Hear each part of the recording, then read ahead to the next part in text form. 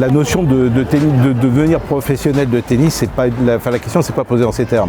Si tu veux exister au niveau tennistique, il faut que tu sois dans un peloton de tête et des 5 meilleurs de ta catégorie d'âge. Sans aucune pression, parce que c'est elle qui a toujours voulu faire spontanément du tennis. On ne l'a jamais forcé à intensifier. On a été vigilant sur le contenu des entraînements, sur le volume et ce qui était proposé et par le club et par la ligue, mais on n'a pas forcé la dose. Mais je dirais que la problématique était d'abord de prouver quelque chose pour savoir si ça valait vraiment la peine de s'investir à 100% et même au-delà dans le tennis, parce que bon, il y a quand même le facteur études aussi à préserver. Donc là, je dirais que non pas qu'on a fait le choix définitif du tennis en délaissant le scolaire, mais disons il y a une bonne option, je dirais, sur le plan professionnel. J'aime bien profiter de ma famille, voilà, passer du temps avec eux. Ils sont vraiment là, je pense, pour m'accompagner. Après, ils sont sûrs qu'ils sont impliqués dans mon projet parce que dès le début, ils m'ont soutenu et ils sont là pour moi. Mais après, ils laissent faire aussi la fédération. Là, c'est leur métier, ceux qui connaissent bien, enfin, qui savent ce qu'ils font. Donc eux, ils sont vraiment là pour m'accompagner, pour me soutenir, quoi.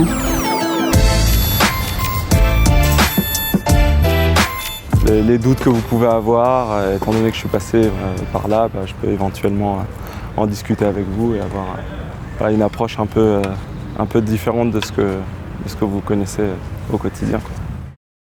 Mes motivations à moi, elles sont simples. C'est que j'ai eu tout simplement la chance d'être aidé, la chance d'avoir été entouré de très bonnes personnes qui m'ont permis finalement d'être guidé sur le chemin de la réussite. On a beaucoup discuté avec des anciens joueurs, des coachs, des partenaires du tennis. Et c'est d'eux aussi que viennent ces idées, cette conscience du besoin d'accompagnement. Joe-Wilfried Tsonga, on a vraiment pu rentrer en détail sur son histoire, sur ce qu'il a pu vivre dans la construction de sa carrière. Mes parents, qui je pense ont eu une grande part dans ma réussite. Voilà, j'ai eu la chance d'avoir tout ça, d'avoir un environnement autour de moi très sain et un environnement qui me permettait tout simplement de jouer au tennis et de donner le meilleur de moi-même sur le terrain.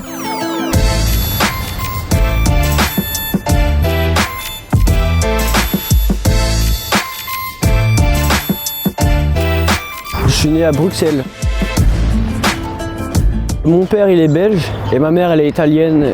J'ai 2 sœurs, un frère. Ils sont tous plus petits que moi. Ce que j'aime bien, c'est que déjà c'est quelqu'un de super bien élevé. Déjà c'est facile de travailler avec lui dans le sens où déjà en tant que personne, je trouve que voilà, c'est une super éducation. Au-delà de ça, moi je trouve qu'il a quelque chose de fort, c'est qu'il est hyper concerné par ce qu'il fait.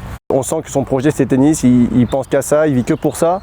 Et voilà, il se donne les moyens de faire le maximum, tout en sachant qu'il a que 14 ans et qu'il fait des erreurs comme tout le monde, mais on sent vraiment qu'il est hyper concerné, que c'est son projet, ça vient pas de ses parents, ça vient vraiment de lui, quoi. Quand on regarde les meilleurs joueurs du monde, ils ont un environnement familial ou d'entraîneur, c'est un équilibre. En fait, on a besoin d'équilibre parce qu'on est tout le temps en voyage, parce que c'est un sport qui est très frustrant et qui peut vite amener une perte de confiance.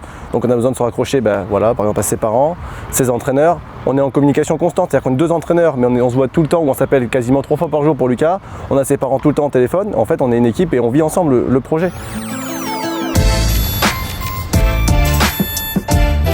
Aider les gamins, c'est leur donner de l'expérience, leur donner du temps, moi que je puisse parler aux parents régulièrement pour leur dire aujourd'hui les difficultés qu'ils vont connaître en tant que parents déjà, quand on a un petit gamin ou une petite gamine qui est champion ou championne.